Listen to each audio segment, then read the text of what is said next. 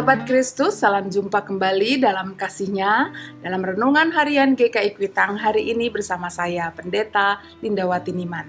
Sahabat, kita akan merenungkan firman Tuhan yang didasari dari Injil Lukas pasal 11 ayat 37 sampai 41. Mari kita berdoa terlebih dahulu sebelum kita membaca Alkitab dan merenungkannya.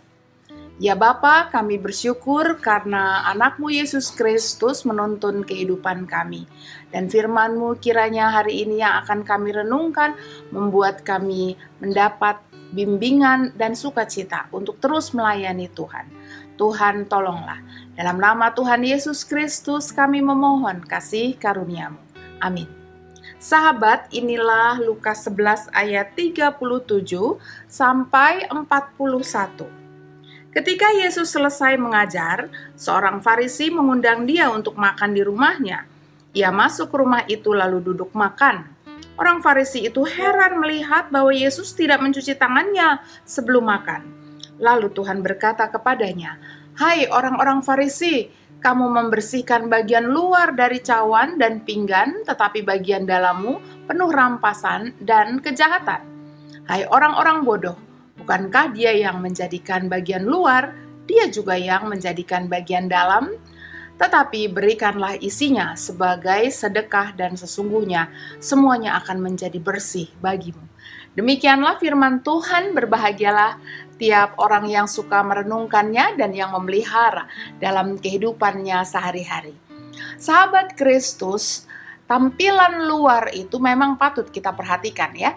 Kita sering menilai pribadi seseorang melalui tampilan luarnya. Namun kita juga akhirnya menyadari bahwa tampilan luar tidak harus perlu mewah dan mahal.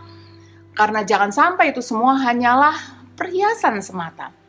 Artinya adalah bahwa tampilan luar mestinya sejajar dengan hati dan kepribadian. Kiranya kita melihat rapi, bersih, serasi adalah tampilan luar dari orang-orang yang setia, jujur, dan ramah, dan mudah menolong. Inilah yang dimaksudkan oleh Tuhan Yesus dalam bacaan kita di atas, sahabat. Ketika Tuhan mau menerima undangan si Farisi untuk makan di rumahnya, gara-gara mencuci tangan, lalu ia mau menjatuhkan Tuhan Yesus. Lalu Yesus mengungkapkan keburukan yang lebih besar yang dilakukan oleh Farisi yang selama ini hanya memperhatikan bagian luar, namun tak memperhatikan bagian dalam. Kesalahan bertemurun atau turun-temurun yang mengacaukan dan melawan ketetapan Allah, yakni sudah membunuh para nabi. Lalu mereka pamerkan dengan membuat indah makamnya, seolah berkata, "Nah, lihat apa yang telah kami lakukan, tak ada yang bisa menentangnya. Kami lebih hebat dan lebih berkuasa. Kalian harus mencontoh kami." Itu tentang itu bisa dibaca dari satu alinea yang ada ya. Hati mereka juga adalah hati yang egois, jauh dari Allah. Oleh karena itulah mereka juga jadi melakukan pelanggaran, yakni ketidakadilan dan tak suka menolong orang, dan malah melakukan perampasan. Sahabat, firman Tuhan hari ini mengajak kita untuk mensejajarkan antara panggilan dari dalam diri kita yang akan kita usahakan terus-menerus untuk dilingkupi kasih kepada diri, bukan egois ya, dan sesama. Seperti yang telah Tuhan Yesus berikan bagi kita. Bersamaan dengan itu, segala sikap dan perbuatan kita yang akan tampak kiranya disetir oleh kasih kita kepada Allah dan sesama. Dengan demikian, apa yang tampak dalam perbuatan adalah tindakan yang kita pertanggungjawabkan sebagai kebenaran, keadilan, dan kasih sebagai umat Allah yang sangat dikasihinya. Kita beribadah, tapi ibadah kita akan kita lanjutkan dalam keseharian kita. Kita tampak akan berdoa, namun hubungan dengan Allah terus-menerus juga kita lakukan di sepanjang waktu. Kita menyanyikan pujian bagi Tuhan dengan mulut kita, namun pujian bagi Tuhan kita kerjakan pula bagi setiap orang yang membutuhkan uluran tangan Tuhan Allah. Karena ketika kita memuji Allah, itu berarti kan kita sedang mau menjadi alat di tangannya.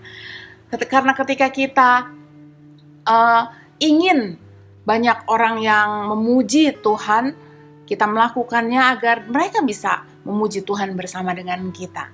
Nah, sahabat Kristus, firman Tuhan hari ini mengajak kita untuk sekali lagi mensejajarkan antara panggilan dalam diri kita yang kita usahakan terus-menerus untuk dilingkupi kasih kepada sesama, seperti yang telah Tuhan Yesus berikan kepada kita. Kiranya segala tampilan atau yang kita lakukan muncul dari hati kita. Semuanya itu kita lakukan sebagai ungkapan syukur kepada Allah yang sudah menyelamatkan kita melalui putranya, Yesus Kristus. Tuhan menolong kita. Mari kita berdoa. Ya Bapa, kiranya hati kami selalu dipenuhi oleh kasih Tuhan, sehingga ketika kami menampilkan apa yang kami tunjukkan lewat tindakan dan perbuatan dan perkataan kami, itu lahir dari hati kami yang memuji-muji Tuhan. Sejajarlah hati dan perbuatan kami Tuhan. Tuhan, tolonglah kami terus untuk dengan sukacita melakukannya. Kami berdoa, memohon bimbingan-Mu dalam nama Putramu Yesus Kristus. Amin. Sahabat, sampai jumpa. Tuhan memberkati.